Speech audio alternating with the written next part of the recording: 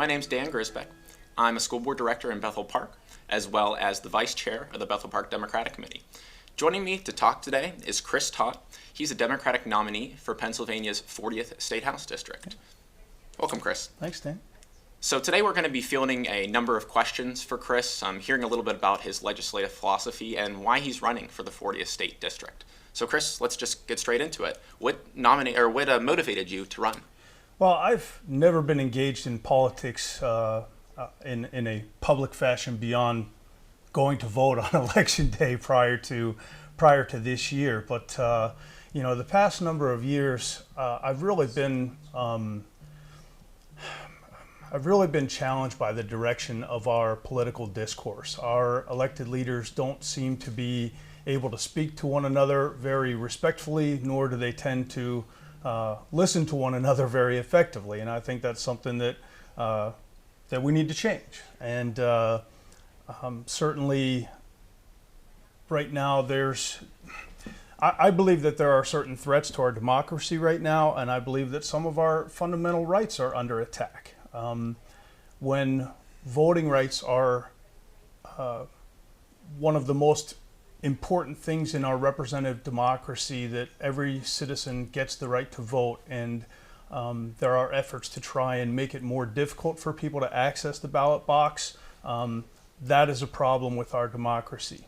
The real flashpoint for me was this past May when the Dobbs decision came out of the Supreme Court that overturned nearly 50 years of precedent in Roe v. Wade. And I have 3 daughters, and I just cannot fathom that a politician is going to make decisions about my daughters and their ability to choose their path through life. A woman's right to choose is a fundamental right, and I understand that that it's a very contentious issue, but at the same time, controlling women, it's just women's choice is a human right, and that is something that is worthy of being defended and protected. And that was certainly one thing that caused me to jump in. I mentioned voting rights already. There have been suggestions already that marriage equality is another fundamental right that's going to be challenged in the near future. And these are things that I think somebody needs to stand up and defend these very important fundamental rights on behalf of the people. And that's really the primary reason that I decided to engage in this race for the 40th House District. Okay. You talked a little bit about the ability to kind of reach across the aisle and actually have conversations with people Yes. of differing political parties. Yes. Able to actually reach, say, middle ground. Yes. Sounds like that's part of your legislative philosophy. Can you talk about your overall legislative philosophy a bit more? Yeah. I come from a background of engineering into technical sales and into business leadership, and in those environments, building relationships and being able to collaborate over the last nearly 30 years of my career have been essential towards success in the business world, and I think that's something that's very transferable over to such a legislative role. So, understanding that there are very strong opinions of policy right now, being able to sort out the values behind an issue and then working on the mechanics of what's in those issues. I think that's an important trait that our legislators need to have. Okay. You talked a lot about fundamental rights, whether it be women's rights, whether it be the right to marry who you want, whether it be voting rights. Yes. What are some other items that you hope to accomplish from a legislative perspective if you're elected? So, being a legislator, obviously there's a whole lot of issues involved in that, and I was only nominated to enter this race a little over 2 months ago. So one of the things that I've noted in working on what a legislature needs to be and do is certainly our public education. It was a shock to me, not coming from a background of public education, it was a shock to me to learn that Pennsylvania is near the bottom of the country in terms of public education funding. And we have a very strange mixture of state funding and local property tax revenue for providing for public education. I don't fully understand how that mixture has evolved and where it's come from, but the fact that our state ranks near the bottom of the country in state funding of public education rings as a serious alarm bell for me. And I would certainly like to, take my engineering background to work to approach this problem. As an engineer, you learn to solve problems. And how do we do that? Well, first you have to understand what are the underlying issues of the problem, and then you bring in stakeholders and you speak to experts, and you divine solutions for these problems. And I think that's something that our public education funding sorely needs right now. That's good to hear. As a school board director, a common thing that I hear from my constituents is that they have to pay so much in their local real estate taxes, and having the state, bear some of that burden in a different facet, it would really allow us to have more money for, more social services, whether it be mental health, whether it be free school meals, things like that. Those are things that, often get overlooked, but students, really need to succeed in school. You talked a little bit about, you're not really a politician, right? You really only voted, you only recently got involved in the Democratic Party. Correct. You're an engineer by trade. Can you talk a little bit more about your background overall? And I know you touched a little bit about on how that could help you, but I'd like to hear more about that. So I was born and raised here in Bethel Park, so it's kind of special to be running for office within your home turf, so to speak. I went to the U.S. Merchant Marine Academy up in Kings Point, New York for my university studies, and I got a bachelor's degree in marine engineering. And I've worked for the majority of the last 30 years in the maritime industry. As I said, starting sort of as an applications engineer and then moving into eventually technical selling roles, and then sales leadership and business leadership. So that's sort of been the evolution of my career. I got an MBA from Purdue University along the way, and my wife and I have been living in Peters Township for the last 11 years now with our 4 kids, and 2 of them are out of the house already and 2 are still in the school district. But did I answer the question? You did. What was yeah, you did. You did a good job. Okay. So you talked a lot about fundamental rights, like we discussed. Yes. Is that to you the biggest issue that faces, Pennsylvanians on a day-to-day basis? I mean, there's a lot going on right now. Yeah, right? there's so much going on right now. We've been dealing with, pandemic for the last few years. We're dealing with, strong inflationary pressures and economic security for families. These, I would say the most important issue to families on a day-to-day basis is economic security and the inflationary pressures that are affecting them today. We all feel that. I feel it. You feel it. The challenge is, to what extent does the Pennsylvania state legislature have the ability to positively impact that when inflation is a global or more nationally driven problem? Now, there are some things that I think the state can do to impact that. In fact, we've heard some of the gubernatorial candidate Shapiro has mentioned the possibility of doing a temporary moratorium on gas taxes, or even a temporary rebate for that. But in the big picture, I think the Pennsylvania legislature will have relatively minimal ability to impact inflation and the economics of Pennsylvanians on a day-to-day basis. So, yes, there are things that can be done, but when it comes to fundamental rights issues, we either have these fundamental rights, we either respect them, or we don't. And with the what I perceive to be real and pervasive threats to our democracy right now, with challenging the results of free and fair elections, attempting to restrict equal voting access and simplicity of voting access, which is the most sacred fundamental right in our representative democracy. Those things may not be felt by Pennsylvanians on a day-to-day basis, but that's at the core of who we are as Americans, the core of who we are as Pennsylvanians, and that's why I think it's so important that somebody has to stand up and speak to these things. And it's why I engaged in this race. I just could not stand by and watch things happen. I had to engage. So this is me engaging. point taken on inflation being temporary and, those more fundamental rights being a more permanent item. You mentioned Shapiro discussing a possible gas tax moratorium. Is that something that you would see yourself supporting if you were elected? I would certainly consider that. I don't, again, 60 days into this as a candidate, I don't know the details of the entire Pennsylvania state budget, and I'm not afraid to say that. But how do we backfill that when you take away from one area that has to be made up elsewhere? So I would, strongly look into that, and I would very strongly consider giving Pennsylvanians a little bit of a breather on the daily economic impact that they face from the inflationary pressures that we have right now. Okay, well, Yes. We're going to take a brief break now. Whenever we come back, we're going to go ahead and launch into a few more questions with Chris.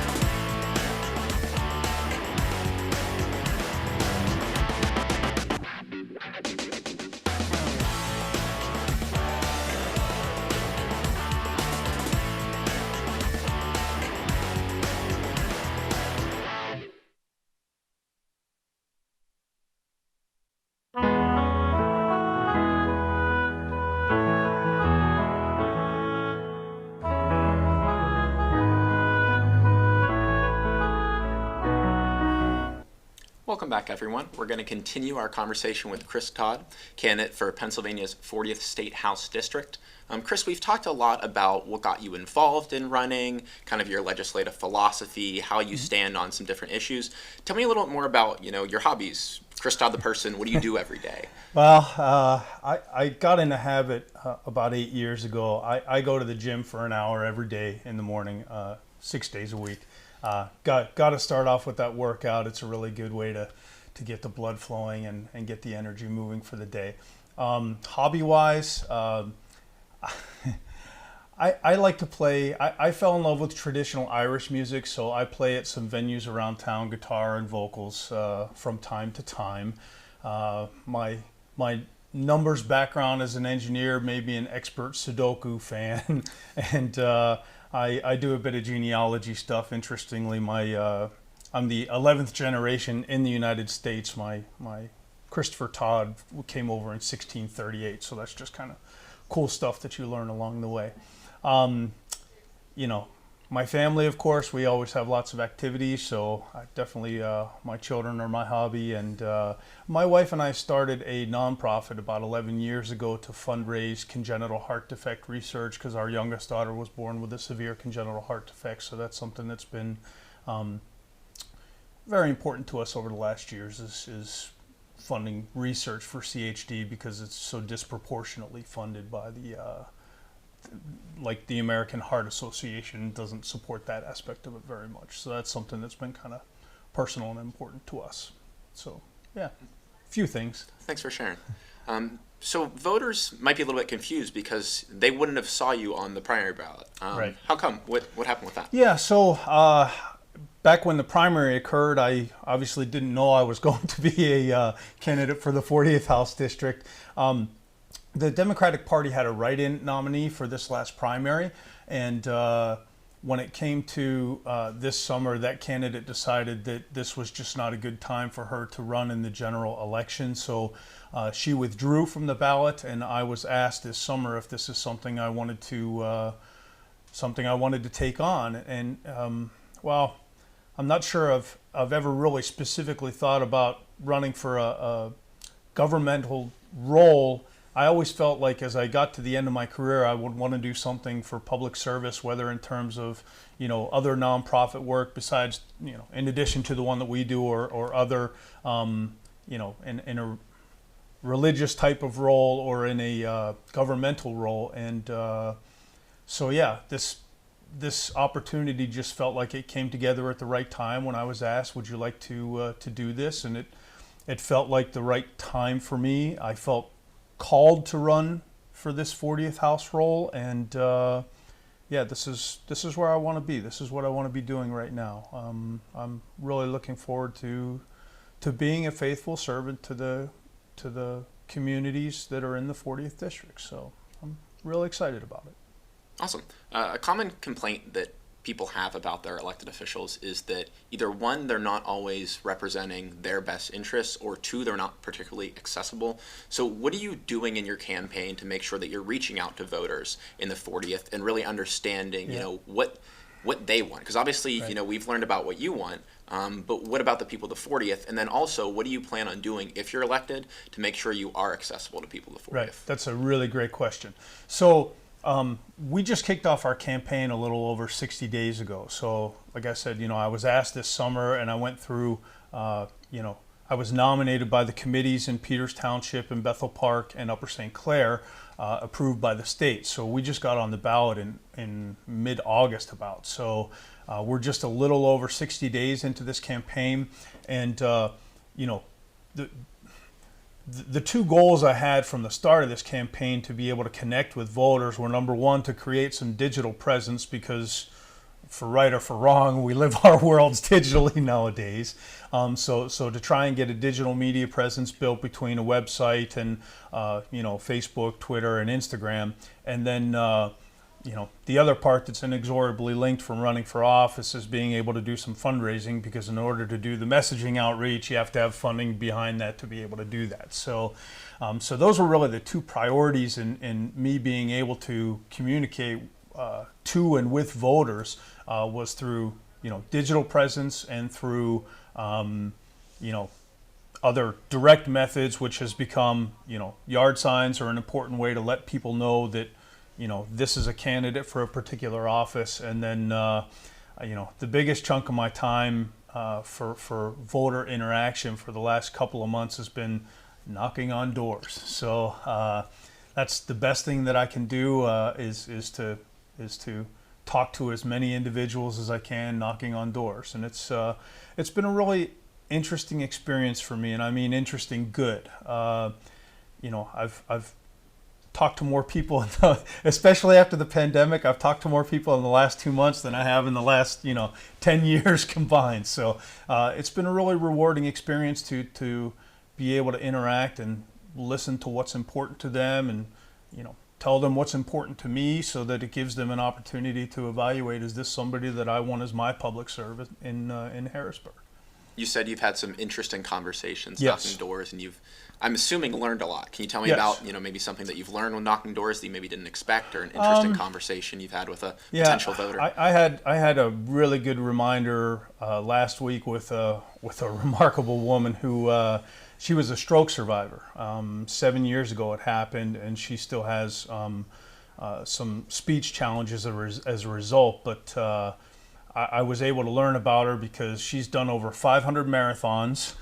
She's a motivational speaker, and she's written a book about perseverance. And coincidentally, just a week before or so, I had done a post in my social media about, focus and perseverance, and how those two things applied to, I was talking about my rowing workout on the rowing machine in the morning, but how not only do focus and perseverance apply to rowing, but how they apply to life as well. And interestingly, the book that this woman wrote was about perseverance, and she gave me her little wristband that says perseverance on it, that I've been wearing as a reminder for the past week or so now, about how important it is. And when you're in a political campaign, focus and perseverance are challenges. These are it's a lot of work to do, but it's rewarding, and I think it's worth it to be able to stand up for the people in the 40th. That's awesome. So, as someone who has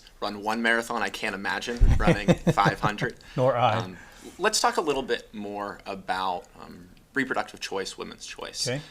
Because when you see all the Chris Todd signs throughout the community, you see Chris Todd, I believe it is Protect Women's Choice. That's correct. So Right now, most Pennsylvanians know that, Governor Wolf is our governor. He's a Democrat. It looks like, if I had to hazard a guess, that Josh Shapiro has a pretty good shot of becoming our next governor, also a Democrat. Right now, both the House and the state Senate are Republican controlled. Yes. So what often happens with a lot of bills pertaining to women's choice is that they may get passed in the House and the Senate, but they get vetoed by Governor Wolf, now maybe Governor Shapiro in the future.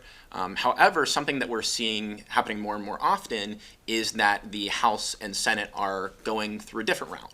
They're proposing constitutional amendments that would bypass the veto power of the governor. Yes. What are your thoughts on, I guess, maybe some of the specific items that are up for constitutional amendment, and then more the concept in general? So maybe talk about the concept in general first. The legislature is put there to legislate, and doing an end around through constitutional amendments to try and get people's referendums. I mean, that's essentially the playbook, is to we can't get our legislation through, so we're going to try and put it to the people. I think that's abdicating responsibility as a legislature, and less than 10% of all legislation proposed in the Pennsylvania General Assembly gets brought to a final vote year after year after year. There's something that's distinctly broken within our legislature, that things can't get out of committee, and it's all based on how the operating rules of the legislature are set at the beginning of each session, and it lasts for the next 2 years. We can do better. We have to do better for the people of Pennsylvania. We have, I think, the biggest state legislature in the country, certainly one of the most well paid, but it's also one of the least effective. And now they've taken, instead of doing their legislating, they've gone to try and do end arounds and that. So I think that's, process-wise based on that. Specifically to the one you mentioned, it's Senate Bill 106 is the bill that was passed in July. So, I mentioned earlier about how the Dobbs decision in May reverted the choice of a woman's right to choose back to the states. Okay, 6 weeks later, our Pennsylvania legislature was in voting on a constitutional amendment to eliminate a woman's right to choose in the state of Pennsylvania. And that's sort of what woke me up and got me to jump in here. So, in addition to what SB 106 does in terms of abortion rights, it also challenges voting rights. It wants to raise the voting age to 21 in the state of Pennsylvania, why? These constitutional amendments are just a way to try and abdicate responsibility of doing responsible and we say across the aisle legislating. It's just trying to ram things through in another way because we can't legislate some extreme policies that we want to implement. So I'm totally against that. Understood. I appreciate the conversation. I think the people of Peters, Upper St. Clair, and Bethel Park have, a much better idea of what their options are now for who to vote for.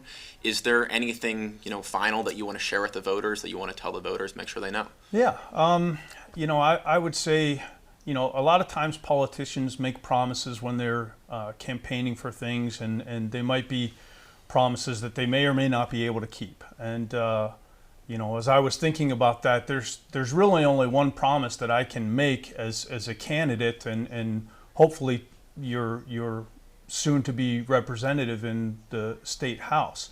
If I'm elected, I will always be committed to protecting the fundamentals of our democracy and the fundamental rights of every individual citizen. We need to respect individuals. We need to value individuals, and I think that's something that there are extremists that right now that don't reflect those values, and I don't believe that's who we are as Americans. I don't think that's right for the citizens in the Commonwealth of Pennsylvania. I think we need to stand with all of these people for protecting fundamental rights, and that's one thing that I can promise I will be committed to. So I think that's probably how I would wrap it up. Thank you, Chris. I appreciate your time, and thank you everyone for listening. I hope you feel more prepared on November 8th, and I hope you do utilize your right to vote. And let's vote. Right, that's important. We forgot that part. Yeah. It's important to vote. I guess I also forgot to mention you should, my website for people that want to look up more about me is christodd4pa40.com. And yeah, would love for people to investigate more about me on those digital media sites too. Awesome. So, Thanks, Chris. Thank you. Appreciate Dan. the time. Yeah.